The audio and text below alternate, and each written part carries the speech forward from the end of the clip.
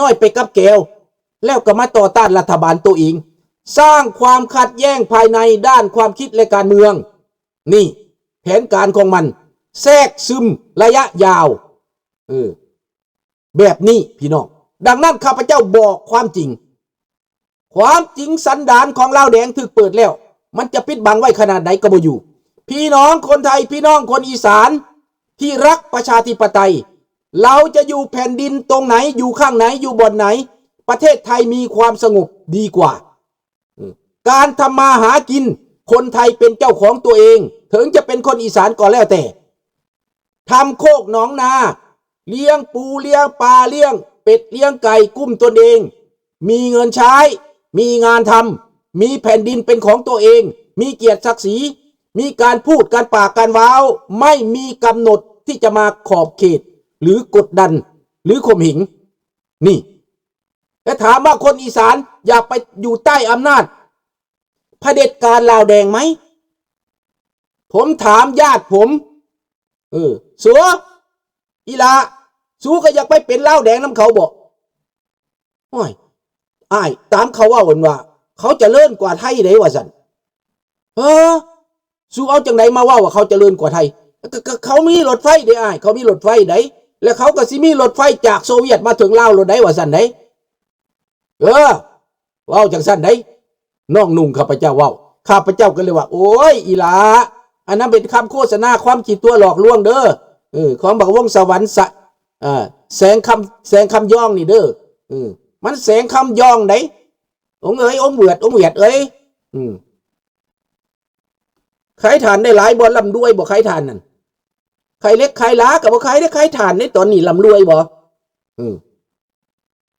พวกเบิ่งบ่ออกแม่นแล้วพวกมองบ่เห็น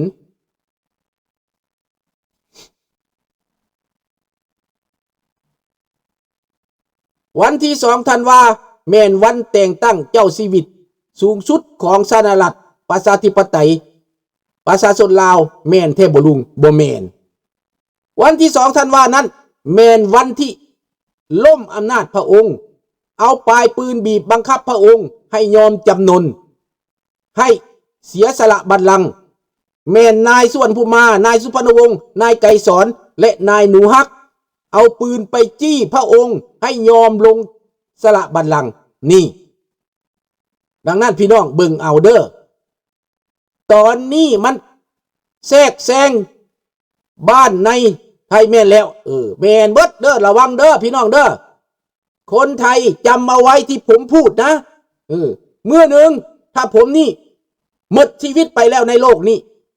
ถ้ามันเกิดอะไรขึ้นจะตั้งจำไว้ว่าลุงสุนทราได้บอกแล้วได้พูดไปแล้วบางคนก็ว่าไม่เป็นไรคอมมิวนิสต์ไม่มีแล้วเดี๋ยวนี้บางคนพูดเด้อคือว่าคอมมิวนิสต์ตายแล้วมันสิตายหยังประเทศจีนเป็นคอมมิวนิสต์เจ้าไปบูชาจีนนั่นแหละ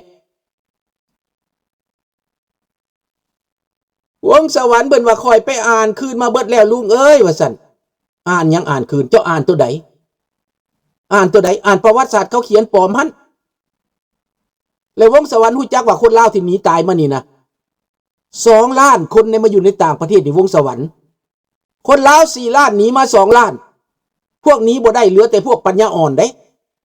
หมู่ข้าพเจ้ากับพวกเสงบ่ได้เด้ที่หนีมาบ่ได้นะพวกนี้ไปเฮียนโซเวียตไปเฮียนรัสเซียเฮียนเล่ามาแล้วเขาบ่ให้อำนาจเขาบ่ให้หน้าที่ก็ตนนี้มาอยู่ต่างประเทศหลวงหลายแล้วก็มาลี่นาอยู่มาปิดนาอยู่ก้มนาอยู่มันต่างประเทศนี่เขาถามตัวมาหยังคือตัวพร้อมเขาโอ้ยเฮาก็ถือเขาหลอกคือกันละเสียวว่าซั่น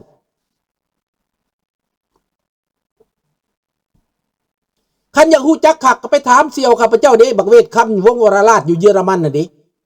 ไปถามมันดิไล่เจ้าไล่นายจูดเหล้าเผาผลาญด่าผู้นั้นด่าผู้นี้เพื่อว่าให้ลาวแดงเป็นเจ้าเป็นนายเดี๋ยวนี้กลับคืนเมื่อลาวบอกบ่ได้เดี๋ยวนี้ก็อยู่เยอรมันแหละนุ่งขาวห่มขาวอยู่หั่นแหละในโรงเรียนบ่มีไผสอนว่าให้ฉลาดดอกลุงนานเห็นบ่ล่ะมันสิฉลาดยังเจ้าไปอ่านตัวใดมาวงสวรรค์จะตอบโต้ข่อยด้วยความจริงไปข่อยจะให้เกียรติเจ้าเขียนน่ะจะตอบโต้มาโลดนี่โตจริงน่ะเจ้าบ่เชื่อคนลาวด้วยกันวะ เจ้าเสื้อแก้ววะ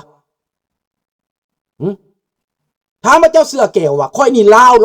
100%ตอนมันเข้ามานะมันค้อนพกมานะมันมีแต่เกิบตีนหลดนะมันอาศัยลุงนี่นะวงสวรรค์มันมีแต่เกิบตีนหลดตอนนั้นลุงเป็นไผเป็นนักเรียนนะจบมัธยมปีที่4นะเห็นบ่ล่ะแล้วปีสุดท้ายปีที่5ก็จะจบแล้วจบมหาลัยเวียงจันทร์ปีที่4นะ1973นั่นจบมหาลัยเวียงจันทร์วิทยาลัยเวียงจันทร์ปีที่4เห็นบ่ล่ะปีสุดท้ายแล้วนะให้คืดเอาแล้วลุงมีความรู้หรือบ่มีความรู้สามารถฟังข่าวฝรั่งเศสได้สามารถฟังข่าวอังกฤษได้ปากเลฝรั่งเศสได้ speak English ได้แล้วซ้ำนั่นแล้วว่าค่อยโง่บ่อายุค่อย20ปลายปีแล้ว21ปีแล้วนะ19หา21แล้วเห็นบ่ล่ะ1973 74 21แล้วคน21ปีน่ะฮู้จักผิดจักถูกบ่ฮู้จักตัวบ่ฮู้จักหลอกบ่ผู้ใดหลอกก็ฮู้จักผู้ใดตัวก็ฮู้จักเพราะว่าเขาเป็นผู้ใหญ่แล้วคำว่าตัวหลอกลวงของพวกมันน่ะนะวงสวรรค์ข่อยยังให้โอกาสเจ้าเด้อให้โอกาสเจ้าตอบโต้ข่อยเด้อให้เจ้าไปค้นคว้าหาเด้อคู่มือนี่เจ้าเบิ่งดูคนลาวเว้าหยังได้แน่ในเวียงจันทน์พวกเจ้านะเฮือนราคา 2-3 แสนเดี๋ยวนี้พวกที่หลักเงินพวกที่ขี้ซอกขี้โกงน่ะอยากขาย80,000อยากขาย$100,000แล้วเดี๋ยวนี้อยากขายหนีแล้วเป็นหยังมันจะเป็นจังสั้นไปคิดเอาว่ามันเกิดอะไรขึ้นมันเกิดความบ่สงบมันเกิดการขัดแย้งกันภายในมันสิเอากันพวกใดที่อยู่ฝ่ายตรงกันข้ามถูกบีบจะต้องขายทรัพย์สินหนีหรือปิดบังทรัพย์สินตัวเองไปไว้บ่อนอื่น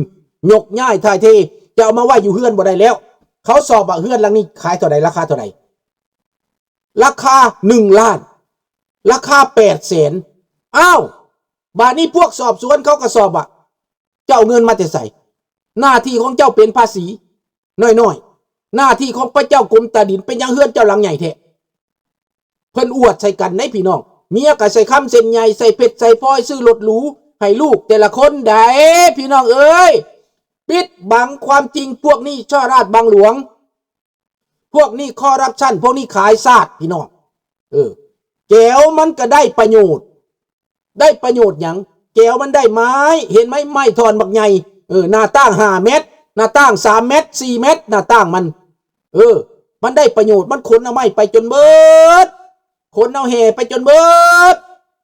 พวกนี้ได้ต่างประโยชน์ต่างตอบแทนแล้วเขาก็บอกให้พวกมันอยู่ในอำนาจต่อไปยุยงให้พวกนี้อยู่ต่อไปคันเอาคนที่เป็นชาตินิยมมาเขาก็สิบ่ตกลงให้มันดังนั้นมันจึงเอาพวกงูนี่อยู่ในอำนาจต่อไปและให้มันเป็นแก้วเบิดคนพวกนี้ตอนนั้นยอมรับว่าประชาชนลาวนับถือเจ้าชีวิตซ้ำกับพระเจ้าแต่เจ้าชีวิตปล่อยให้ฝรั่งเฮ็ดตามใจเขาเกินไปบ่แม่นจะว่าผิดแล้วพระเจ้าแผ่นดินต่อสู้กับฝรั่งเศสจนได้เอกราชและไปเซ็นเอาเอกราชอยู่ประเทศฝรั่งเศสเข้าใจแต่บักสุพรรณวงศ์มันไปฟังความแก้วมันนอนนำแก้วมันกินของแก้วแล้วมันปั่นป่วนโฆษณาส่วนเสือวงสวรรค์ความจริงหรือไม่ไปถามมาเด้อฝ่ายประเทศลาวพยายามต่อสู้คอยระดมแนวความคิดเนอบ่แม่นความจริงค่อยก็อยู่หั่นพอของค่อยนะกองเล่เหตุการณ์ปฏิวัตินะลากพอค่อยไปอยู่ฮานอยเป็นปีไปอยู่ฮานอยไปแล้วบ่แม่นความจริงพอค่อยกับลุงค่อยมหาโสภากับร้อยตรีบุญทงมันตรีวงศ์พาทหารโตนมาจากฮานอย400 คนพี่น้องลุงบ่สนใจน้ำเพลงปฏิวัติเมืองเวียงไส้น้ำไหลล้นก้นลุงบ่เอาทงนาแซงบ้านน้องลุงก็บ่เอาบ่ฟังแล้วก็บ่สะออนอีกดังนั้นแหละพี่น้องเรื่องนี้วงสวรรค์เจ้าถูกล่างสมองเจ้าไปอ่านข้อที่เขาเขียนไว้บิดเบือนที่แก้วมันเขียน ที่มันเอาตำรามาสอนให้เกียรติสร้างคนลาวลาวกับลาวผิดกันเจ้ากับข่อยบ่เคยเป็นศัตรูกันแต่มันให้เจ้าสร้างข่อยมันให้เจ้าเครียดข่อยเจ้าบ่เคยฮู้จักลุงสุนทรามีแต่คุณงามความดีในประเทศบ่เคยทำความชั่วเกิดมาบ่เคยทำความชั่วตอนพวกนี้เข้ามาลุงก็เป็นพยาบาลแล้วเฮ็ดอยู่ห้องผ่าตัดเมียก็เฮ็ดอยู่ประดงคันข้าพเจ้าช่วยพวกนี้ให้รอดชีวิตมาทหารหนึ่งคนลูกสาวของนายพล1 คนรอดชีวิตจนได้ใบย่อ6 ใบย้อนปัวลูกสาวนายพลกับทหาร1 คนที่เป็นเตตาโนสมันห้องว่าบาดทะยักนี่แหละพี่น้องแต่ลุงก็อยู่กับมันบ่ได้เพราะลุงเห็นความบ่เป็นธรรมลุงเห็นมันฆ่าลุงเห็นมันแกล้งคนลุงเห็นมันทำลายคนตามบ้านนอกขอกหน้าบีบบังคับจนเขาอยู่บ่ได้ทั้งทุกคนก็ปลดอาวุธเบิดแล้วปลดปืนเบิดแล้วเวลาเขาปลดปืนเอากินน้ำสาบานเสือกันแล้วอยู่น้ำกันแล้วบาดสิจัดตั้งได้สิว่าให้ฟังสิมาแต่งตั้งให้เขาเป็นอย่างละพวกเขาเรียนจบด็อกเตอร์พวกเขาเรียนจบจากฝรั่งเศสให้เขาเป็นอย่างพวกเขาจบมหาลัยให้เขาเป็นอย่างคนของเพิ่นเอามาแต่ห้วยกระแสเอามาแต่ซ้ำเหนือเอามาแต่เสียงขวางเอามาแต่ดักจึงว่าความลาวก็บ่เป็นข่อยก็เฮ็ดหยังบ่เป็นและข่อยนี่นะเฮ็ดหยังบ่เป็นได้ข่อยนี่นะแห่นชักยาข่อยก็ยังได้ตั้งแต่ฉีดเข้าแขนนี่ได้คันฉีดยาก็ได้คันไปฉีดกระโพกนี่นะบ่ได้เพิ่นว่าข้าพเจ้าเจ้าเฮียนมาแต่ไสข้าพเจ้าเฮียน2 อาทิตย์อยู่ไสเฮียนอยู่ห้วยกระแฉะว่าซั่นเด้เฮียนอยู่กระแฉะเพิ่นว่าเฮียนของเฮียนมหาลัยอยู่ห้วยบางยะเพิ่นว่าได้อันผู้เป็นด็อกเตอร์เฮียนอยู่ห้วยบางยะได้ของเฮียนห้วยบางยะเพิ่นว่าห้วยบางยะมันอยู่ไสข้าพเจ้าถามห้วยบางยะก็อยู่ในดงในป่านั่นแหละเพิ่นว่าพวกเฮานี่อยู่ในดงในป่าได้อดทุกข์อดยากได้เพิ่นว่าการต่อสู้ละอิดละเอียวได้พวกเฮานี่ได้เฮาเหตุการณ์ปฏิวัติมา30 ปีแล้วได้เพิ่นว่าเฮาจนได้มาเป็นเจ้าเป็นนายนี่นะข้าพเจ้าว่าเจ้าเฮียนจบหยังเจ้าได้เป็นนายด็อกเตอร์นี่นะเขียนตัวหนังสือก็บ่เป็นอ่านตัวหนังสือตัวเล่าก็เขียนตัวห้าวสร้างนี่หัวกดหัวโง่สิมาเป็นนายข้าพเจ้าลบเว้ากับเวียดก็ได้น้อยตึงเวียดน้อยตึงเวียดน้อยเดือกดีเดาดีเฮ็ดดีเจ็ดคงดีแล้วเห็นบ่ล่ะไหลก็ยีน้อยก็ยีเห็นบ่ล่ะดีอันก็ยีข้าพเจ้าฮู้จักเบิดแล้วภาษาฝรั่งเศสก็ได้ภาษาแก้วก็ได้เพิ่นเรียนเดอร์ซะแมนนั่นอยู่ห้วยกระแสะว่าซั่นอยู่โรงเรียนบางยะว่าซั่นข้าพเจ้าก็ถามโรงเรียนบางยะมันอยู่ไสก็อยู่ในดงในป่าหั่นแหละเพิ่นว่าแต่สมัยปฏิวัติเจ้าอายุเท่าใดแล้วเดี๋ยวนี้ค่อยฮักอายุ20 ปีเหตุการณ์ปฏิวัติ30 ปีนั่นได้อายุ20 ปีก็ผู้นำของเฮาเด้เพิ่นว่า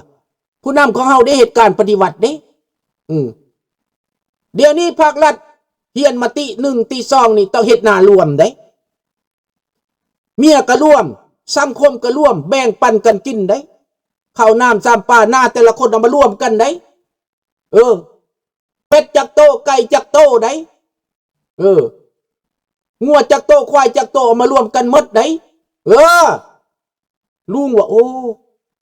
ไปเฮ็ดนาแล้วบาดนี้พี่น้องพวกปฏิวัติไปเฮ็ดนาเอาชาวบ้านอยู่บ้านข้าพเจ้ามี100 กว่าหลังคาเรือนนาเฮ็ดนำกันเบิดแต่ละมื้อต้องไปเฮ็ดนาผู้นี้แล้วเราไปเฮ็ดนาผู้นั้นเดือนหนึ่